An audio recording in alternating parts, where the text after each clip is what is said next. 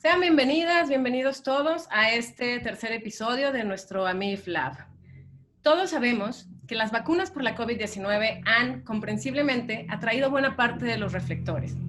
Pero lo cierto es que tan pronto como se compartió el genoma del SARS-CoV-2 en enero, las compañías biofarmacéuticas de investigación y desarrollo examinaron su pipeline y sus bibliotecas de moléculas para identificar posibles tratamientos y llevar a cabo numerosos ensayos clínicos para probar nuevas terapias y terapias ya existentes.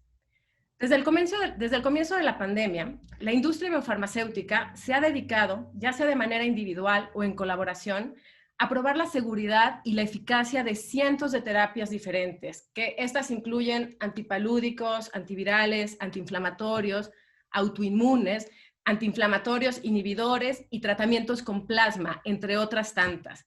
Actualmente tenemos registro de más de 250 terapias en investigación. Perdón.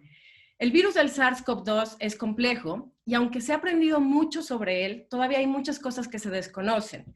La COVID-19 es una enfermedad sin precedentes y también hemos tenido que aprender de ella sobre la marcha. Sabemos que es una enfermedad de múltiples componentes, por decirlo de alguna manera. Está la parte de la transmisión, la fase inicial de la enfermedad donde hay replicación viral y luego una reacción inmune que puede complicarse muy rápidamente por distintas razones y fallas orgánicas.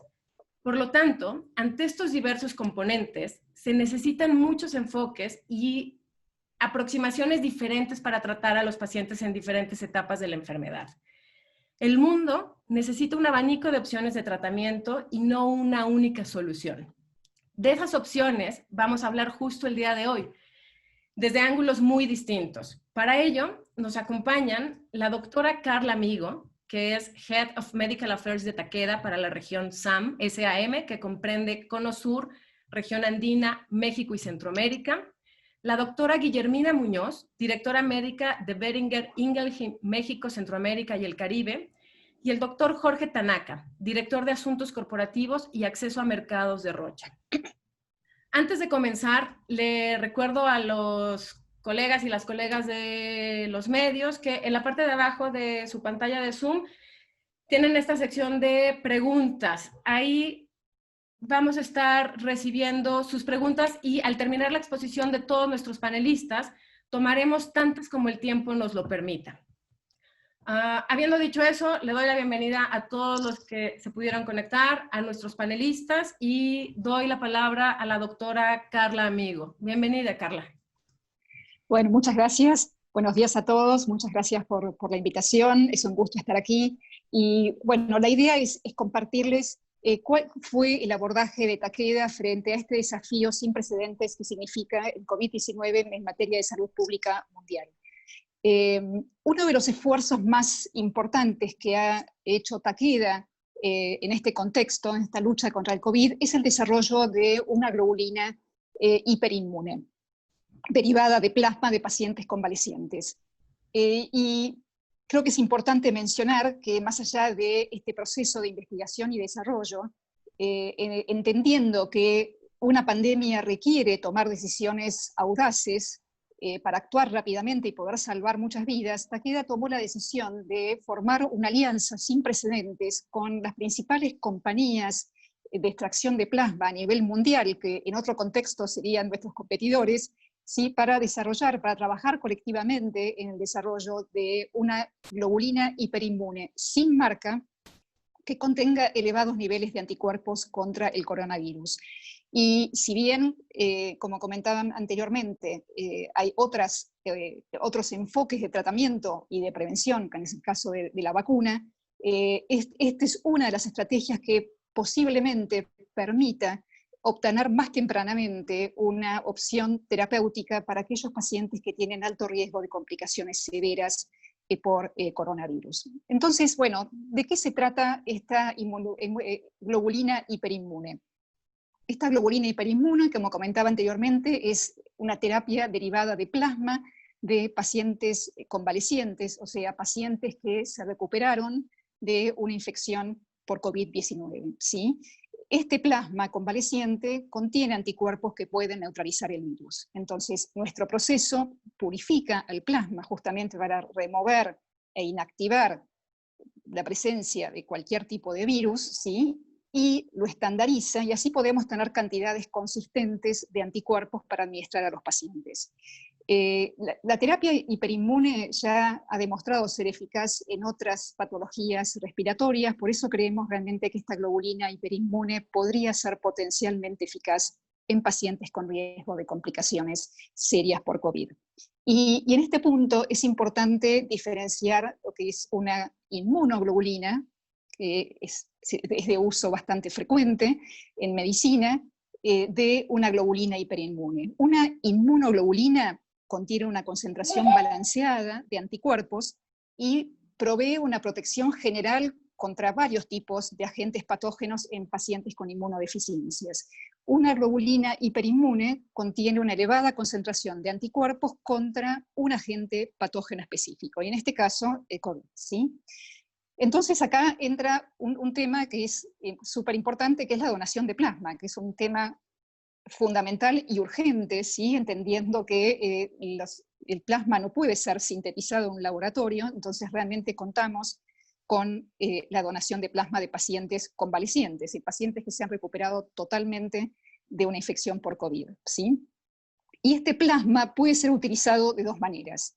Una, que es algo que ya ha sido aprobado en algunos países como tratamiento, así de manera de emergencia, ¿sí? Para tratamiento de los pacientes que tienen riesgo de complicaciones serias, es la transfusión directa del plasma de pacientes convalecientes, o puede ser utilizado para justamente desarrollar una globulina hiperinmune. Y por favor, si podemos mostrar el slide. Este slide, esta información la pueden encontrar en la página, como ven ahí arriba, de COVIG. COVIG es el nombre de esta globulina hiperinmune, ¿sí? Y es la página de esta alianza.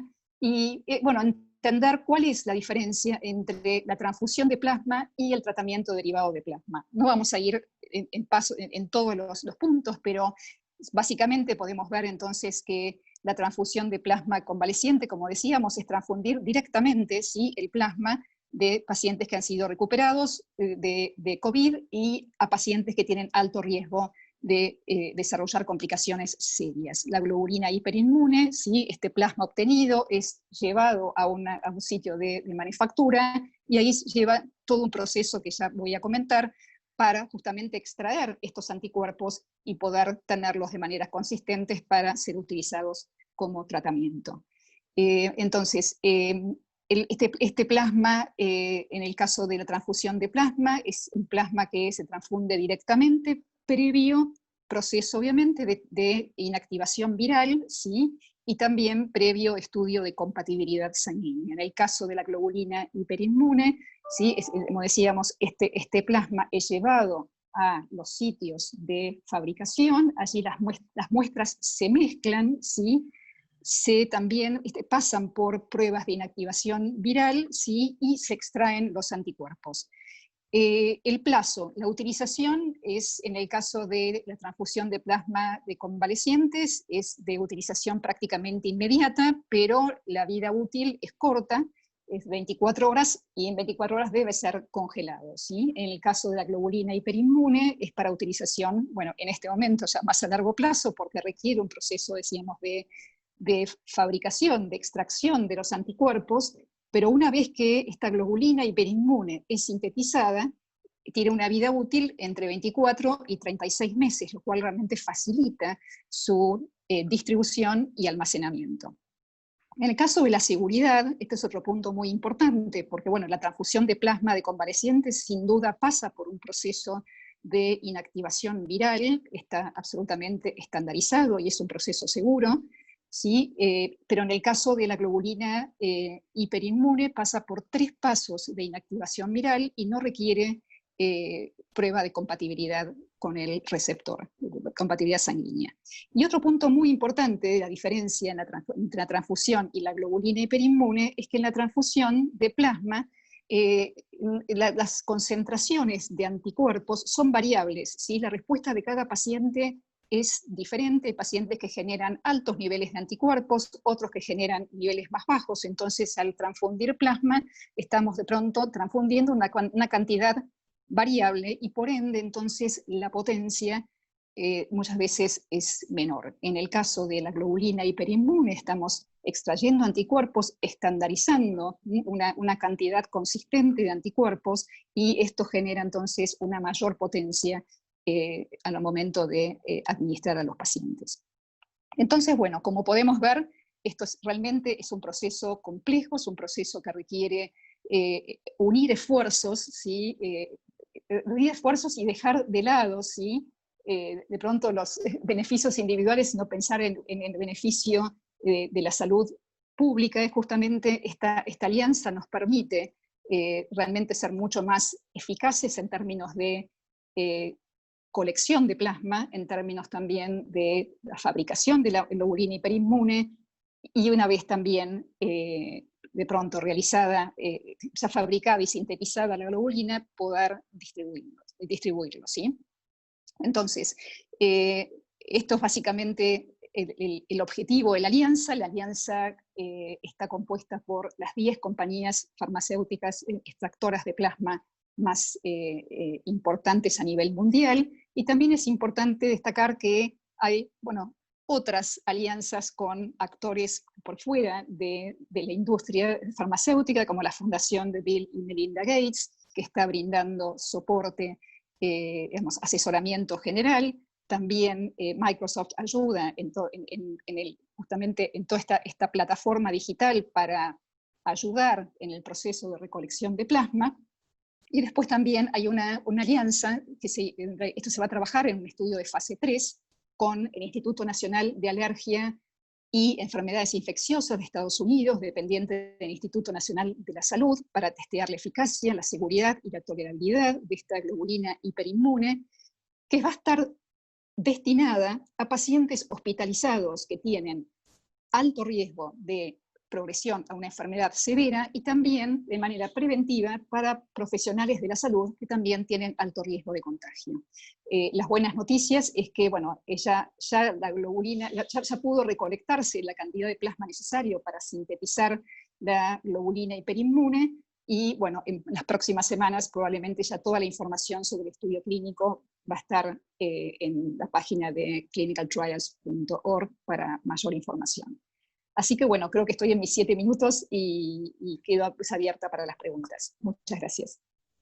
Muchas gracias, Carla. Es muy interesante cómo, si bien las vacunas funcionan enseñando al cuerpo a producir sus propios anticuerpos contra un agente infeccioso sin que la persona se infecte, con esta aproximación, básicamente, digo, tú lo has explicado estupendo, pero se importa todo un ejército de anticuerpos de personas que ya se han recuperado de COVID-19. Muchas gracias. Exacto.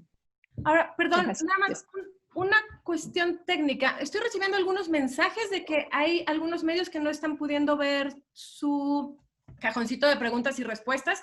Si le dan refresh a la sesión debería poderse, y si no, el correo donde también las estamos recibiendo es comunicacion@amif.org.mx.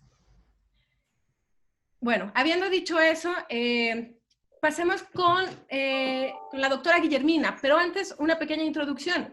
Desde el comienzo de la pandemia, una de las acciones que más intensivamente se comunicó fue que las empresas biofarmacéuticas de innovación estaban abriendo sus bibliotecas de moléculas para identificar posibles tratamientos y emprender numerosos ensayos clínicos para probar terapias nuevas y existentes. Pero, ¿qué es exactamente una biblioteca de moléculas y qué significa abrirla? Para comprender eso, dejo la palabra a la doctora Guillermina Muñoz. Bienvenida, Guillermina. Hola, ¿qué tal? Buenos días a todos y muchísimas gracias por la invitación. Es un gusto poder platicar con ustedes, y este tema pues, resulta sumamente relevante en este momento de la pandemia. Tal cual como lo mencionan, les voy a compartir cuál es una de las rutas pues más importantes que nos pueden ayudar a llevar al descubrimiento de nuevos medicamentos ante una necesidad tal como la que estamos viviendo en este momento. Y esto resulta a partir de las bibliotecas de compuestos o librerías que vienen del término en inglés. Pero estas bibliotecas de compuestos se refieren a colecciones de moléculas que pueden ser reales, o sea, de moléculas ya reconocidas que se han utilizado en otros momentos para distintos enfermedades y que están almacenadas en ciertos archivos reales o virtuales, o también existen como tal, como acabo de mencionar, bibliotecas virtuales, que eso recientemente ha llevado a que el tiempo que se toma desarrollar una nueva terapia sea mucho menor. Más adelante les voy a explicar en qué consisten estas bibliotecas virtuales. Y bueno, estas bibliotecas también se pueden diferenciar en distintos tipos, ¿no? Hay algunas que están catalogadas únicamente pensando en blancos terapéuticos, en moléculas que van a ir dirigidas específicamente a cierta molécula, puede ser a cierta parte de un virus, a ciertos blancos o sustancias que determinan una enfermedad, etc. Hay otras bibliotecas que están dirigidas o que están hechas solamente de medicamentos que ya están probados en ciertas enfermedades y que son la primera opción para explorar ante una necesidad emergente. Y hay otros tipos de bibliotecas que tienen moléculas que probablemente se utilizaron para testear o para probarse en alguna enfermedad, pero que no fueron o no obtuvieron los resultados que se esperaban, pero se tienen toda la descripción y el reconocimiento de estas moléculas y se tienen ahí almacenadas, esperando que en algún momento puedan utilizarse. Estamos hablando de entidades moleculares enormes. Aquí únicamente les muestro, estos son bibliotecas comerciales alrededor del mundo. Existen muchísimas y el generar este tipo de bibliotecas requiere una inversión enorme y requiere un tiempo bastante prolongado para poder generar un catálogo importante de moléculas. Cada una es diferente y cada una se enfoca en ciertas especialidades. ¿Y en qué consisten? Tienen unas bases de datos enormes que incluyen una cantidad de variables químicas y de descripción de cada una de estas moléculas que pueden en cierto momento hacer o aplicar algoritmos matemáticos que pueden llevar a la combinación de toda esta información para finalmente seleccionar algunas de ellas que pueden ser potencialmente útiles en determinada enfermedad. En este esquema les quiero mostrar un poco de cómo se implementa esta búsqueda dentro de las librerías. Existe un método que se denomina el High Throughput Screening, que la traducción más cercana es la selección de alto rendimiento de moléculas, que tal cual es un proceso de experimentación en donde se analizan varias librerías o varias bibliotecas de compuestos al mismo tiempo. Existe incluso un tipo de esta selección de alto rendimiento que es la ultra rápida, en donde el nivel de análisis de la información, del cruce a la información de las moléculas en determinadas bibliotecas llega a ser altísima. Entonces, esta es la metodología que se usa de manera inicial para poder explorar qué moléculas podrían ser de utilidad en determinada necesidad. Hablándolo ahora en la situación que estamos enfrentando, qué tipo de moléculas podrían ser útiles para combatir al virus, por ejemplo, ¿no? Entonces, les repito, se utiliza el procesamiento de datos con software muy avanzados, inteligencia artificial, y los tipos de moléculas abarcan desde genes, anticuerpos, y tal cual como compuestos químicos, ¿no? Entonces, ese es el punto de partida, y una vez que se hace este análisis de modelos matemáticos, pues se extraen algunas cuantas moléculas que pueden ser aplicables para estas enfermedades y así se van filtrando hasta que finalmente llegamos a tener algunos compuestos que son los realmente candidatos, que muestran una afinidad real o que pueden tener una acción biológica. Y posteriormente de la selección final de estos compuestos viene la fase más importante, que es la fase de desarrollo clínico, que como ustedes saben, esta es la que avala la eficacia y seguridad de estos compuestos ya en pacientes, en población, en pacientes reales. Y por supuesto que todo esto, si lo vemos de esta manera, pues implica bastantes años para la aplicación. Y al final, de todos los compuestos seleccionados, alrededor del 0.5% de todo lo que se evalúa, pues realmente después de la fase clínica de obtener datos de eficacia y seguridad, pues son muy pocos los que realmente muestran estos resultados, ¿no? Entonces, si hablamos de tiempo y de costos de inversión para obtener esto, pues es muy, muy alto. ¿Qué se ha hecho y en qué hemos evolucionado? Es hacer esta diferenciación entre las librerías físicas, que es de compuestos tal cual, que sabemos que está ahí la molécula y son moléculas bien reconocidas, versus las bibliotecas virtuales, que esto ha acelerado, como les mencionaba anteriormente, la identificación de estas moléculas. Se hacen los cortes de potenciales combinaciones y esto en pocas semanas se puede tener ya prácticamente un compuesto avanzado. Esto ha revolucionado tal cual el avance en la investigación y recorta tiempos, y que esto ha sido pues nuestra realidad hoy. Es por eso que varios compuestos han podido analizarse en tan poco tiempo y se ha podido iniciar la fase clínica en un corto periodo. Esto es algo muy esquemático, es una publicación muy reciente que está enfocada en COVID, y esto es un equipo de investigación en Alemania en donde hicieron el ejercicio tal cual aplicado al SARS-CoV-2.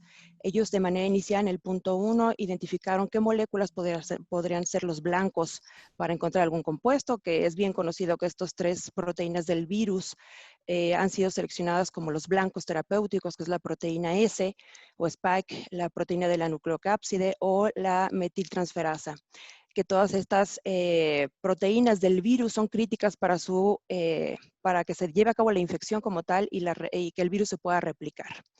Entonces, este grupo de investigación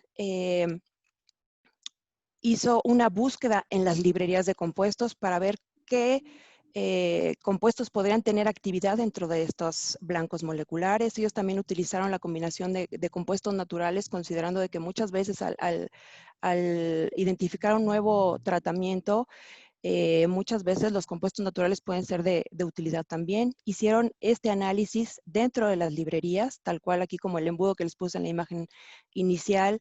Hacen todo este análisis de algoritmos matemáticos, donde introducen la información molecular muy específica de las proteínas del virus, hacen el match con las librerías moleculares y finalmente obtienen algunas moléculas que hacen o que tienen afinidad con los blancos moleculares. De manera inicial habían identificado 900 compuestos, al final se quedaron con 10 para cada uno de estos blancos. Vuelven a hacer otra proyección matemática para identificar si estos moléculas identificadas realmente tienen afinidad contra este virus. Y finalmente seleccionan a muy pocos compuestos que podrían tener acción directa contra los virus. De manera muy general, en este análisis, ¿qué se encontró? Se encontraron medicamentos que ya eran bien reconocidos, que se habían utilizado para el tratamiento, antivirales de manera general, para hepatitis C y VIH, que como sabemos son un área de investigación para el SARS-CoV-2. Y este es un ejemplo de cómo se llega a esa conclusión, ¿no? ¿Por qué utilizamos esos antivirales que han tenido efecto en otro tipo de infecciones virales? Pues es un poco, este es el ejercicio, es solo un ejemplo, no quiere decir que todos se hagan siguiendo esta metodología, pero es solo un ejemplo de cómo se llega a esta conclusión. Y siendo mucho más directo sobre la pregunta que surge, pero entonces, ¿quién tiene acceso a estas bibliotecas de compuestos? Habiendo tantas, muchas son comerciales, son privadas.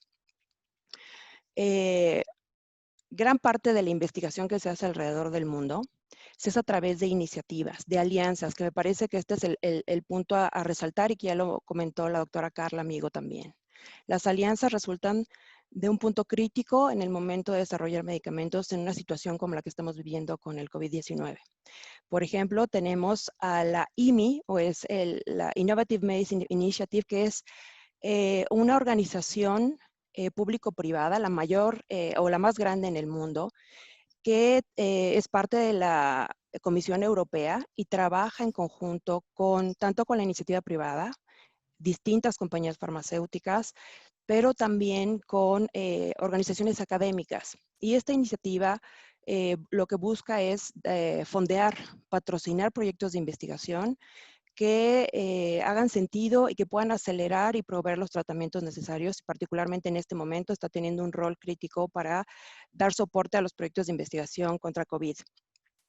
Dentro de Boehringer Ingelheim contamos con una librería muy amplia que está abierta, es de manera gratuita y está a disposición de cualquier grupo de investigadores, grupos académicos o cualquier otra compañía farmacéutica que esté interesada en tener acceso a esta biblioteca de compuestos para poder desarrollar cualquier proyecto o hipótesis en investigación.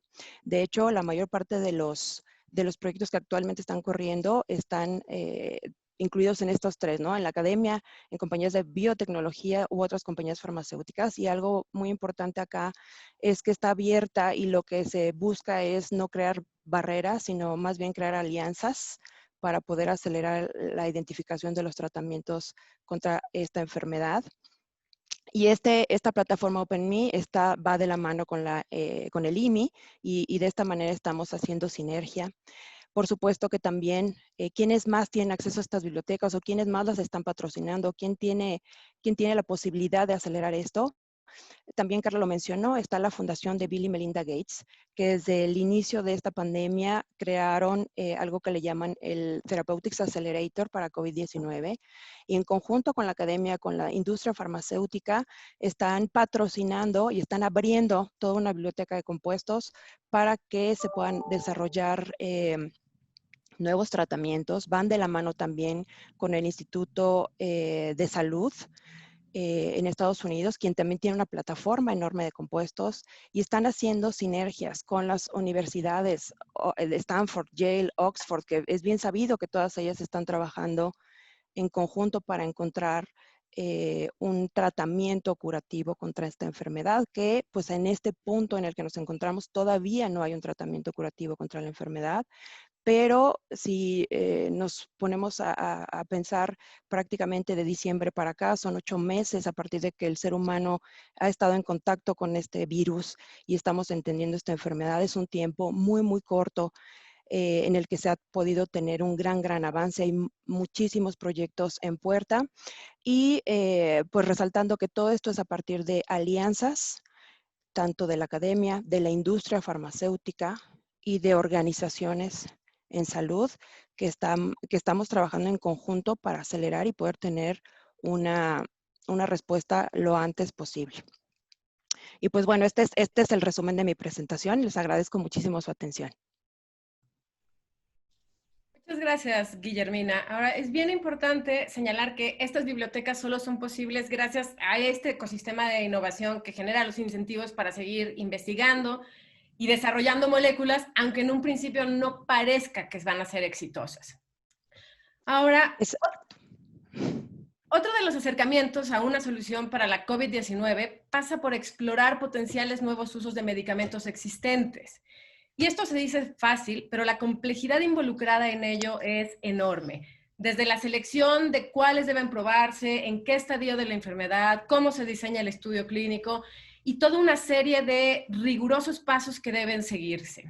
Para entender un poco cómo funciona esto, dejo la palabra al doctor Jorge Tanaka. Bienvenido, Jorge. Y ahora... Gracias, Cintia. Gracias a todos, a todas los que nos están viendo y escuchando también. Y realmente es un placer poder participar con estas dos personas brillantes en su área, cada una en su área. Guille, no te había visto hace un tiempo. Me da mucho gusto verte que estás haciendo cosas muy positivas también. Y algo que realmente, escuchando a mis dos colegas que me antecedieron, la industria farmacéutica, particularmente la de innovación, pues está trabajando, como bien lo dijo Guillermina, con academia, con científicos, con médicos, para que tengamos en el futuro próximo medicamentos que puedan ser útiles, aparte de vacunas, medicamentos útiles para esta pandemia que nos está afectando a todo el mundo. La industria farmacéutica me parece que está avanzando a pasos agigantados en el sentido de que tenemos que romper muchos paradigmas para que tengamos una molécula que anteriormente se tardaba 7, 8, 9 años en estar disponible, para tener medicamentos rápidamente efectivos y seguros para que puedan ser utilizados por los sistemas de salud, por los médicos, para tratar esta pandemia. En ese sentido, pues en Roche estamos trabajando precisamente con medicamentos que ya teníamos en el portafolio o en el pipeline para ciertos procesos inflamatorios. Y esos procesos inflamatorios pues, vistos de diversa manera. No solamente hay que atacar al virus o a la enfermedad desde el punto de vista de de producción o la investigación de medicamentos antivirales, pero también en aquellas secuencias o en aquellos procesos dinámicos que están afectando al organismo y en este caso, ¿qué es lo que puede estar causando la muerte en ellos, ¿no? Recordemos que el COVID no solamente es la proliferación de un virus, sino también lo que está produciendo en muchos de los pacientes, particularmente aquellos que tienen lo que le llaman un proceso hiperinflamatorio, en donde también hay que atacar esa parte donde el mismo hospedero puede ser causante de que pueda producir un daño a su propio cuerpo. En ese sentido, entonces, esta compañía se ha enfocado básicamente en ese proceso de atacar los procesos que pueden ser dañinos a su propio organismo. La siguiente, por favor, Cintia. Y en ese contexto, yo les quisiera platicar de dos estudios que estamos realizando como empresa, precisamente para proteger y atacar los procesos de una hiperactividad en el proceso inflamatorio.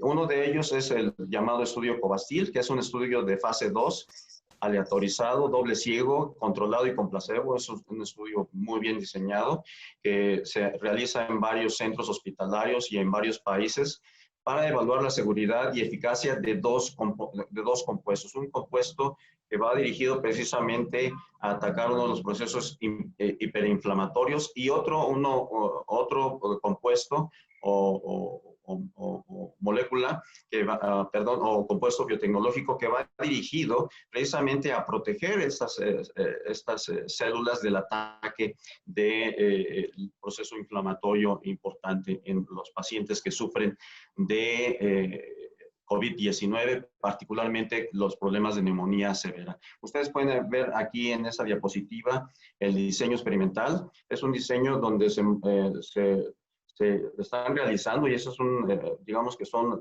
actualmente los estudios que se pueden llevar a cabo, dos moléculas que se pueden llevar a cabo al mismo tiempo con los criterios muy similares, en el sentido de que se puede utilizar una molécula dirigida con el proceso inflamatorio, contra el proceso inflamatorio, y por el otro lado, otra área donde utilizando un placebo, por supuesto, para ver las diferencias importantes, y por el otro lado también el otro componente, el otro compuesto dirigido contra el placebo también para obtener datos que podamos medir correctamente. La siguiente, Cintia, por favor. En cuanto a los mecanismos de acción de estos dos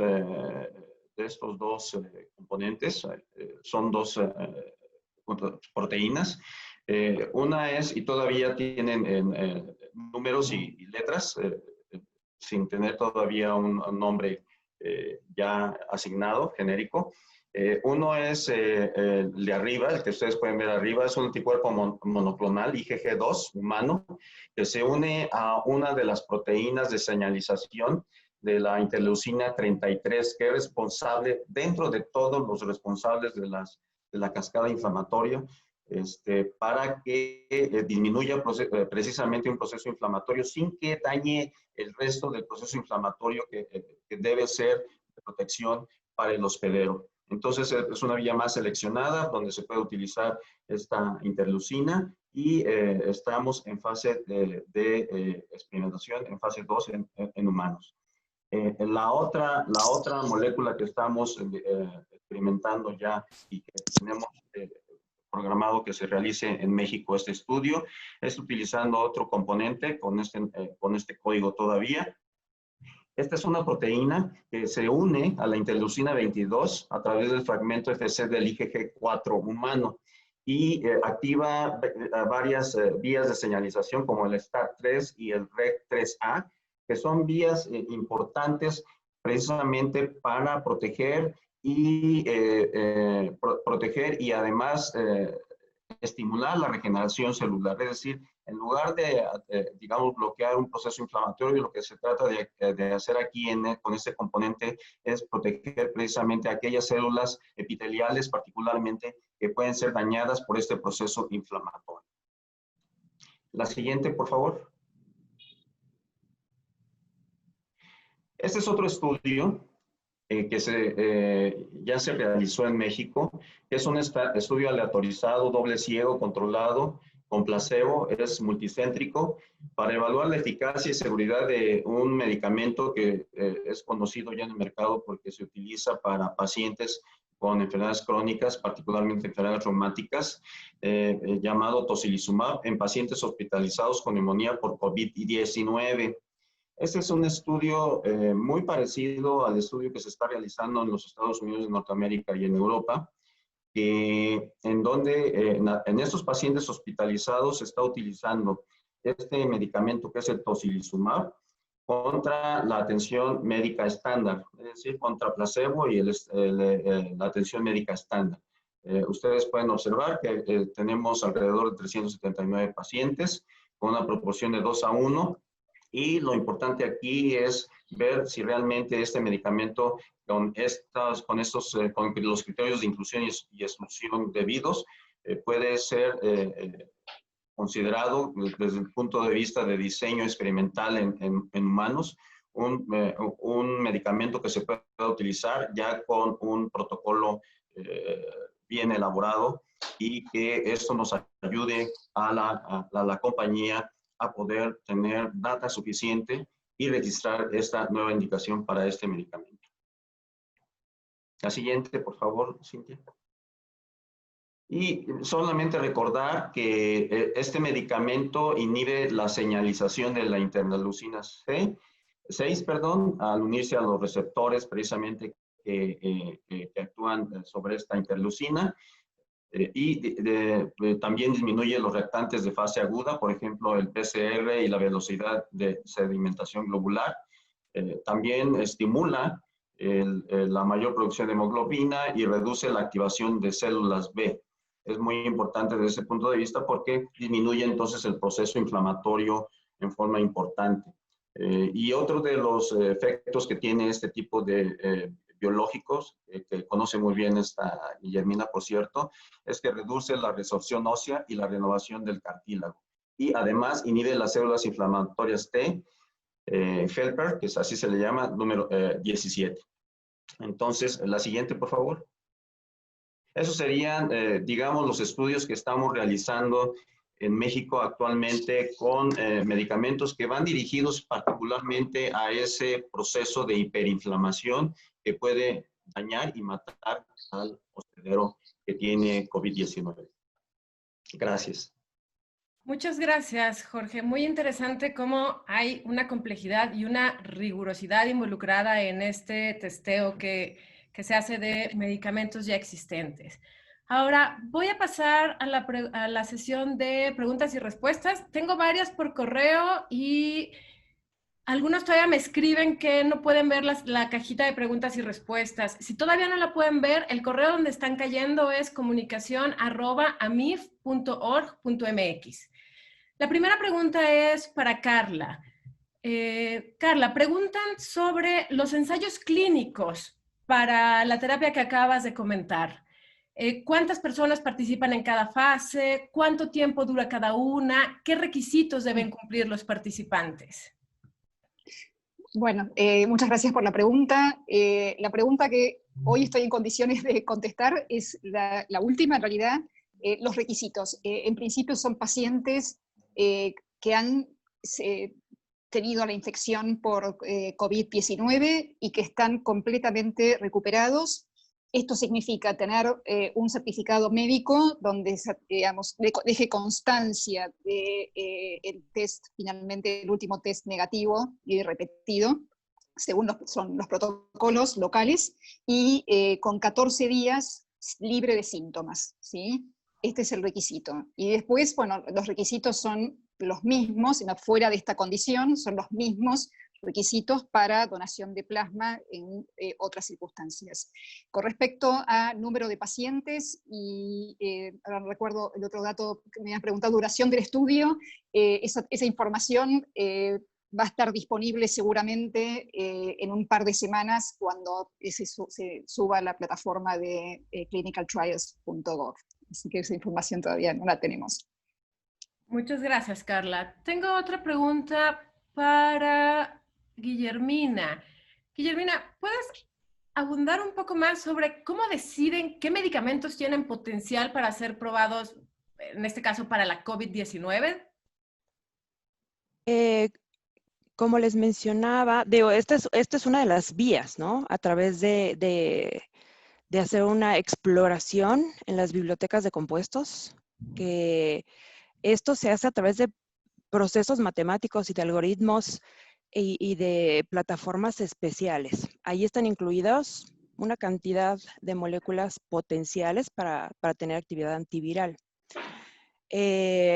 Muchas de ellas pueden ser todavía no probadas, pero lo que se hace de primera instancia, y que esto va de la mano también con lo que acaba de mencionar el doctor Tanaka, siempre es buscar lo que está ya probado de alguna manera, lo que está disponible. Esa es la primera fuente. Otros grupos de investigadores buscarán algo totalmente nuevo, pero de manera inicial siempre se buscarán pues estos blancos o potenciales terapéuticos que ya de alguna manera se han explorado para otras enfermedades que podrían ser similares. Por ejemplo, hablamos de antivirales como tal. Y también pues se buscan tratamientos que pueden ayudar al tratamiento del manejo de otras manifestaciones, como el caso de la cascada inflamatoria que acaba de compartirnos el doctor Tanaka, ¿no? Sabemos que en el COVID-19 también hay como consecuencia de esta cascada inflamatoria, los pacientes pueden tener problemas en la coagulación, problemas de trombosis. Entonces también esa es otra área que se está explorando, ¿no? De buscar qué tratamientos trombolíticos podrían ser utilizados. La inflamación es el tema crítico aquí, ¿no? Entonces, por un lado es buscar moléculas que ya se sabe que pueden tener una respuesta mucho más cercana porque ya se han probado, buscar tratamientos en paralelo para atacar la cascada inflamatoria y también está la alternativa de irse desde cero, ¿no? Como parte del ejercicio que les mencioné de este grupo de investigadores que fueron desde cero a buscar qué moléculas podrían ser las candidatas, pero es bien importante aclarar, lo que sale son datos de modelos matemáticos. Se tiene que hacer la prueba de esto tanto in vitro, in vivo y después en pacientes, que esta es la etapa más importante. Si no están probados en pacientes, o sea, particularmente en este contexto, con las fases de investigación clínica que demuestran eficacia y seguridad, pues estaríamos hablando de puros aspectos teóricos. Esta fase de exploración en los estudios clínicos, respetando las distintas fases, es crítica para poder encontrar el tratamiento final, ¿no? Que tenga algún cambio si no de manera curativa, pero sí en modificar el curso de esta enfermedad para proveer mayor beneficios a los pacientes. Gracias, Guillermina. Tengo una pregunta para Carla y para Jorge. Dice, ¿qué tanto están logrando incluir a México en los protocolos que mencionan? Bueno, yo empiezo si quieres, Carla, mientras tú le piensas un rato ahí. Este, Nosotros, esto es lo que te presentamos, lo que presenté ahora son lo que se está haciendo en México, ¿no? Esos son dos estudios que ya están realizándose en México y aparte hay un estudio que por interés de investigadores e institutos se está llevando a cabo con uno de los medicamentos ya mencionados en 3 institutos nacionales de salud, precisamente. Entonces, sí, México activamente está participando en los estudios clínicos creo yo, de varias compañías farmacéuticas dedicadas a la investigación. Y en este caso, ya México, para el COVID particularmente, tenemos ya 2 estudios clínicos corriendo. Acuérdate que esto lleva 6, 7 meses apenas, la pandemia de COVID, ¿no? A todos nos agarró prácticamente con los dedos en la puerta y hemos tenido que acelerar todos los procesos para que realmente tengamos, como ya dijo Guille, un tema de las moléculas que ya tenemos, qué podemos hacer y a partir de eso desarrollar los procesos, ¿no? Falta mucho todavía por aprender del virus y falta mucho también para aprender y determinar qué mecanismos de acción podemos utilizar para que podamos atacar con un fármaco al virus particularmente, ¿no?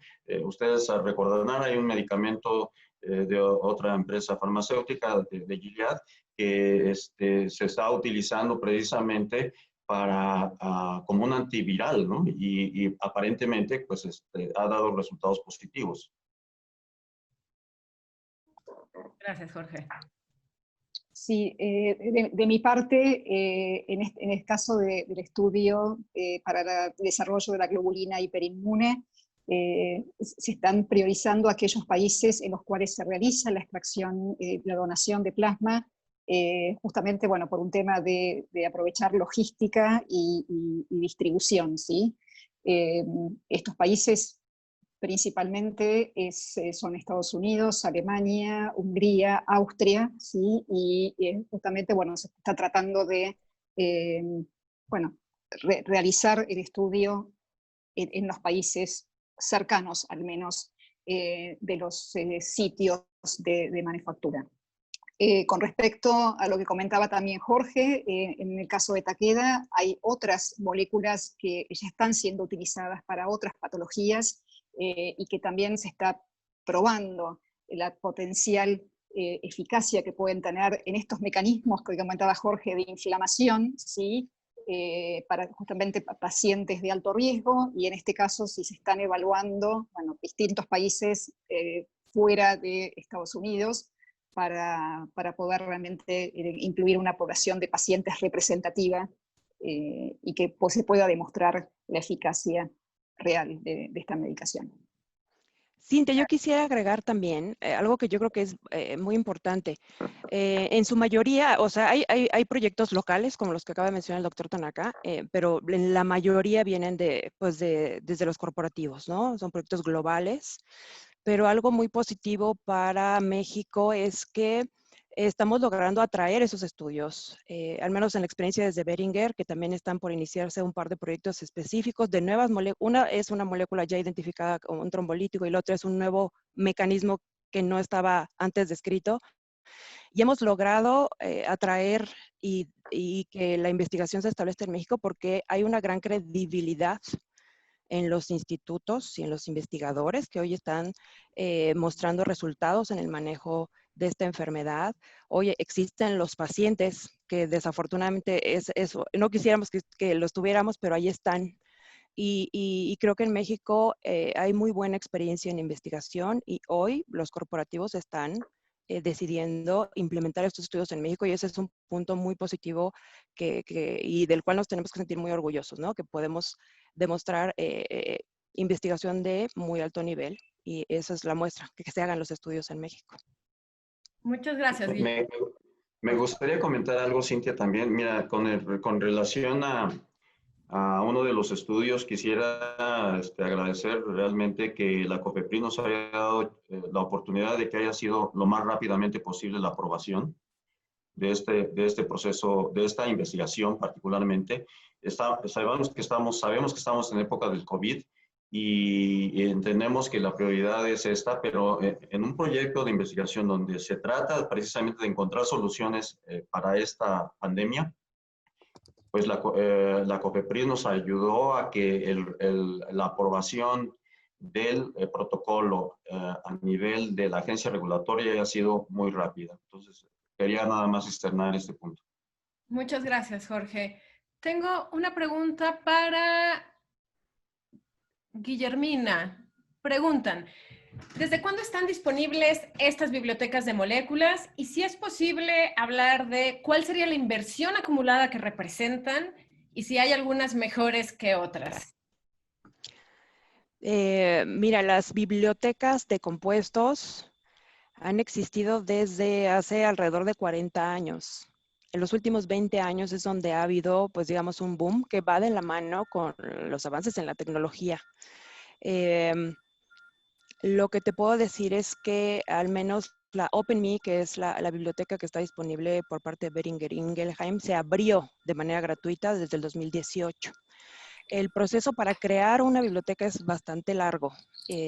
Las bibliotecas privadas, pues cada una tiene costos diferentes y el acceso a estas Por supuesto, en el caso de OpenMe es gratuito, pero va de la mano con un proyecto de investigación, con un plan y con una aprobación a través de un comité que realmente avala que se trata de una investigación fidedigna y demás. Y lo mismo aplica para el resto, para otras bibliotecas que tienen un fin académico.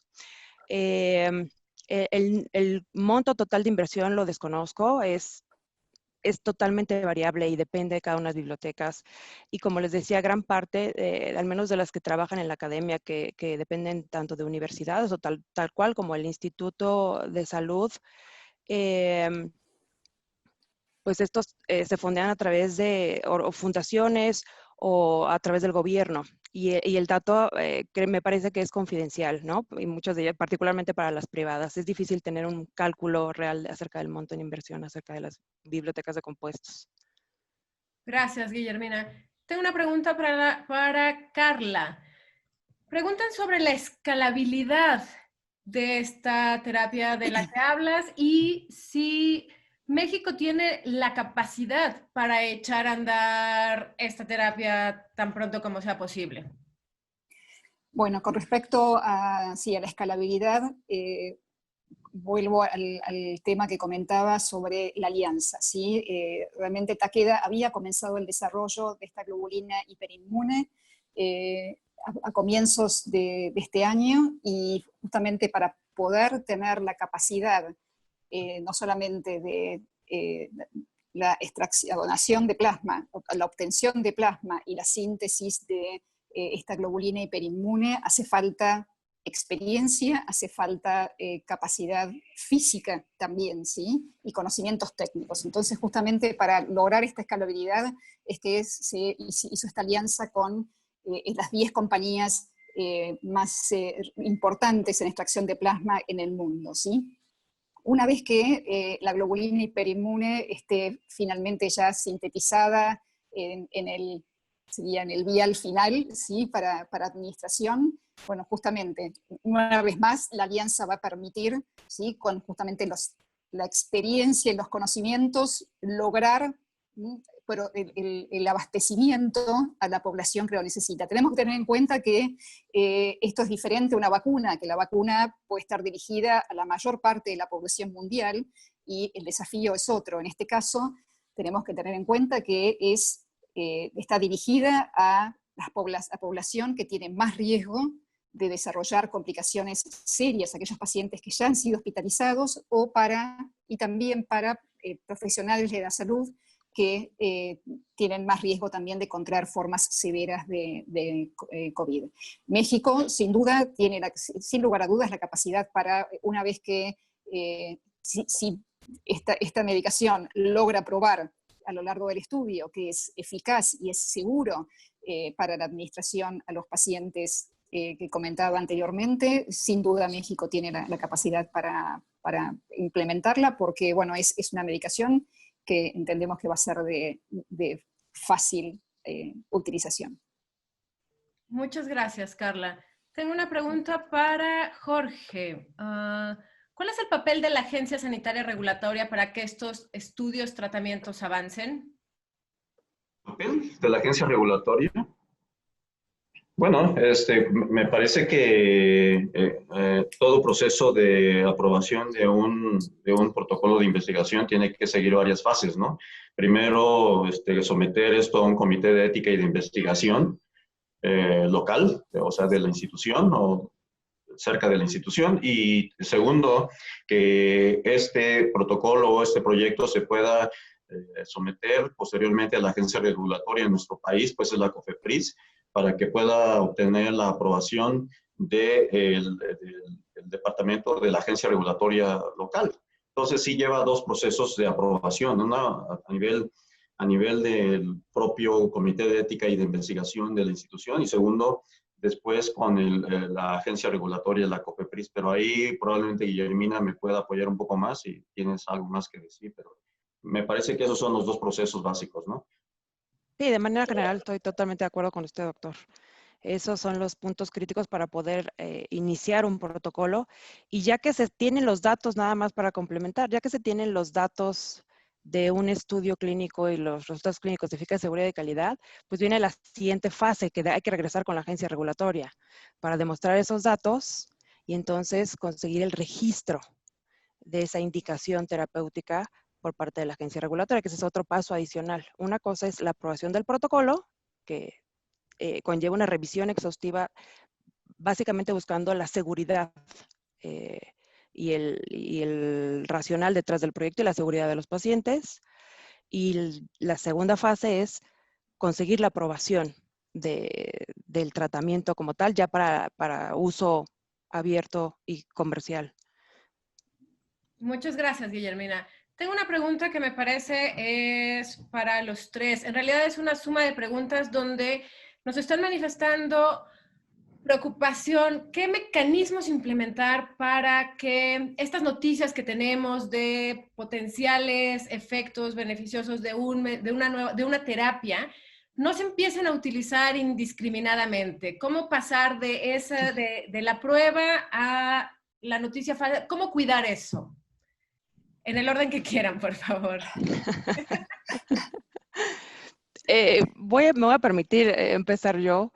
Este es un tema muy importante. Actualmente, pues toda la población, todo el mundo tiene acceso a mucha información que sale en los medios, y aprovecho para agradecerle a los medios que nos acompañan en esta sesión, porque ustedes son críticos para la difusión de la información correcta y verídica. Entonces, creo que ustedes son nuestros aliados para reforzar lo que voy a decir a continuación.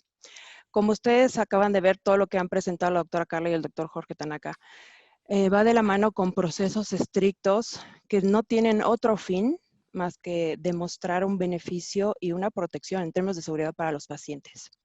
Si nosotros no contamos con esa información, necesitamos datos objetivos, duros, demostrables, verificables, de que un tratamiento funciona para una enfermedad, en este caso el COVID-19, es la única manera en que se puede demostrar y se podría entonces justificar una recomendación médica. Y nosotros sabemos que esto implica tiempo. Estamos aquí hablando de eso, ¿no? Del tiempo y de cómo se está acelerando y cómo se buscan todas las instancias, academia, laboratorios, trabajando en conjunto para poder acelerar ese tiempo, porque sabemos que eso es el punto crítico. El uso indiscriminado de medicamentos que no han demostrado beneficio clínico en muchas ocasiones pueden causar riesgos y complicaciones graves si no se usan de manera adecuada. Ya sabemos que la automedicación es una arma muy peligrosa y mucho más en este contexto. Entonces, siempre tenemos que valernos de la información científicamente comprobable. Ahora sí, dejo a mis compañeros que compartan su opinión. Bueno, sigo yo, en todo caso, creo que también acá tenemos que entender cuál es nuestro rol como industria farmacéutica, y tomando un poco lo que decía Guillermina, ¿sí? Es nuestra responsabilidad compartir la información que realmente está probada científicamente, porque como comentábamos también, hay muchas moléculas que potencialmente podrían tener algún efecto benéfico, ¿sí?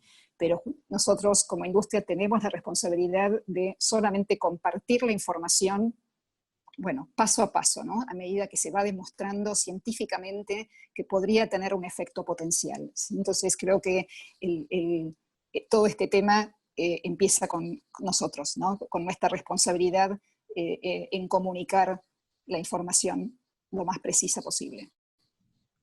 Me gustaría nada más agregar, porque me parece que fue muy completa la respuesta de las dos, de Carla y de Guille, pero me gustaría agregar que es una responsabilidad compartida, me parece, una responsabilidad por parte de la industria de demostrar que la medicina que se está probando es primero segura y segundo que es eficaz, ¿no? Pero por el otro lado, en estos tiempos paradigmáticos del COVID-19, me parece que también las agencias regulatorias globales, todo el mundo, incluyendo México, también tienen esa sensibilidad, y lo he percibido también aquí en México, de tener que revisar más rápidamente todos los proyectos y tener algo disponible lo más pronto posible para esta pandemia, ¿no? Muchas gracias. Estamos ya en punto de la hora. Ha sido muy iluminador poder tener esta conversación con ustedes. Me parece que a medida que aprendemos más sobre el virus y de sus mecanismos de acción, tendremos más oportunidades para desarrollar intervenciones. Después de escucharlos, queda claro que no hay una opción que prevalezca por encima de la otra. Algunas podrán proporcionar una primera línea de defensa, quizá en adultos mayores o en personas con mayor riesgo, en personas vulnerables o con alguna enfermedad no transmisible. Otras podrán llegar a un mayor número de personas, otras podrán ser efectivas en determinado estadio de la enfermedad y una vacuna, por supuesto, podría retrasar o detener la transmisión. Creo que al final las necesitamos todas. No sé si quieren añadir un último comentario antes de que demos por terminada este tercer episodio de AMIF Lab. Las damas primero. Muy bien. Agradeciendo nuevamente la invitación y tal cual como lo acabas de mencionar, Cintia, el trabajo conjunto y las alianzas hoy son críticas. También nuestra colaboración con la autoridad sanitaria es muy, muy relevante. Tal vez si hacemos esta misma reunión en un mes o 2 meses, vamos a tener resultados diferentes, esperemos, ¿no? Esto va a ir avanzando muy, muy rápido, pero por el momento no hay un tratamiento curativo para esta enfermedad, lamentablemente. Esperemos que en los siguientes meses podamos tener mejores noticias que compartir con ustedes, pero bueno, están en marcha muchos proyectos y pues mi última recomendación, no hay tratamiento hasta este momento. Entonces, nuestra tarea es apegarnos a las medidas de seguridad, ¿no? A las medidas preventivas que todos conocemos y hacer extensivo esto. Es la única manera en como hoy desde todos, no nada más desde la industria farmacéutica, podemos contribuir a frenar o a contener esta pandemia. Muchísimas gracias. Gracias, Guillermina.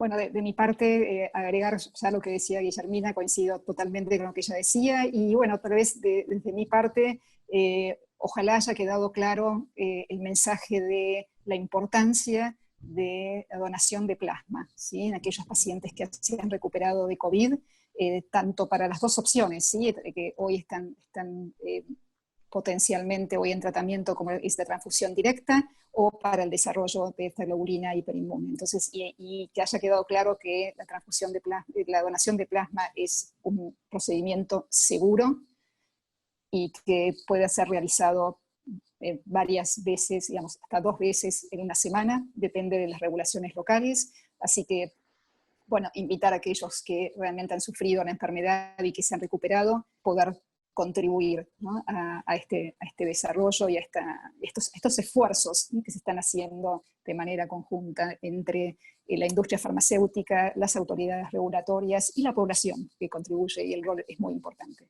Así que bueno, muchas gracias. Gracias, Carla. Yo nada más seré muy breve. El trabajo conjunto entre industria, en nuestro caso nuestra responsabilidad, junto con la academia y las autoridades y los médicos, instituciones de salud, es crítico para que podamos tener algo muy pronto disponible para la salud de los pacientes con COVID-19. Muchas gracias, Jorge. No me queda más que agradecer a nuestros panelistas, agradecer a todos los que se conectaron y nos acompañaron a lo largo de esta hora. Hacia la tarde de este día, esta grabación estará libre en nuestro canal de YouTube y muchísimas gracias. Sigamos innovando. Muchas gracias. Gracias. Muchas gracias. Adiós. Gracias. Bye, bye.